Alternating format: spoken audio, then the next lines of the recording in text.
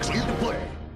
Greenskins is a common collective description for the forces of the orcs and goblins and other biologically related races. The broadest division is between the orcs, who are strong, brutish, and savage warriors, and the goblins, who are smaller and weaker, but cunning and full of guile.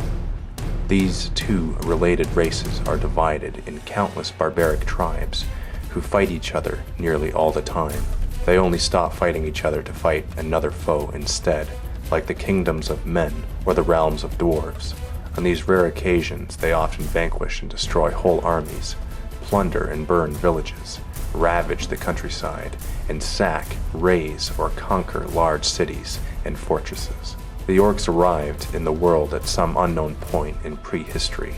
The most likely explanations are that their insidious spores were either mistakenly introduced to the world by the starships of the Old Ones, or that they drifted through space and arrived in the world by their own means. Ever since, the Greenskins have spread to become an ever-present and belligerent enemy of the other races. Tribes of common orcs are the majority. They know how to forge crude but efficient weapons of iron and steel and mail armor.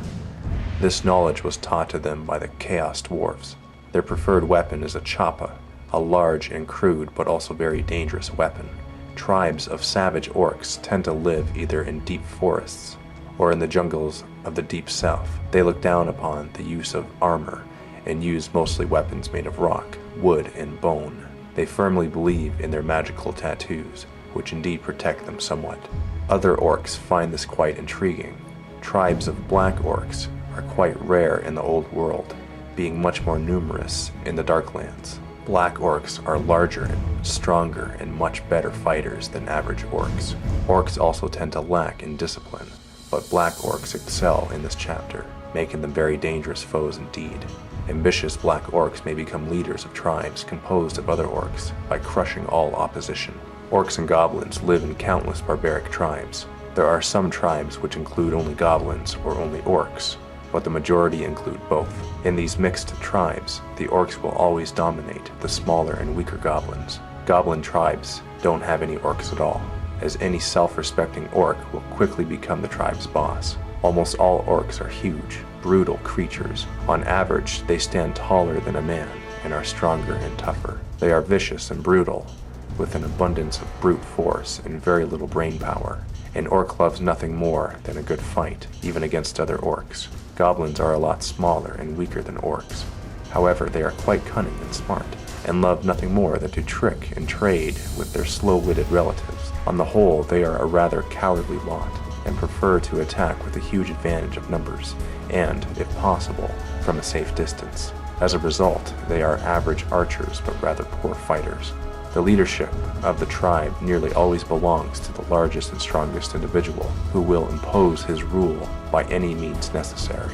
Rivals are defeated in savage fights, and most fights are not meant to be fair at all. If an orc boss is weakened or wounded, his rule will quickly be challenged by an ambitious bigun. The biguns are elite warriors and are his lieutenants. They usually lead smaller warbands or form their own elite warband, and a wise boss will always watch his biguns closely. Nearly all tribes also have shamans, gifted individuals who are able to employ war magic. There are orc shamans and goblin shamans. Only the black orcs don't have shamans. The shamans are always regarded with respect and fear. Most of them are quite content to be feared advisors of the tribal leader, second only to the boss himself, while some rare ambitious shamans manage to usurp this position. War magic, unlike all other forms, does not come from the winds of magic.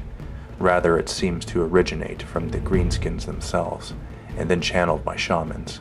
Its potency increases as the orcs and goblins get excited, especially during a battle. In extreme cases, a shaman will be unable to contain it, and his brain will, quite literally, explode.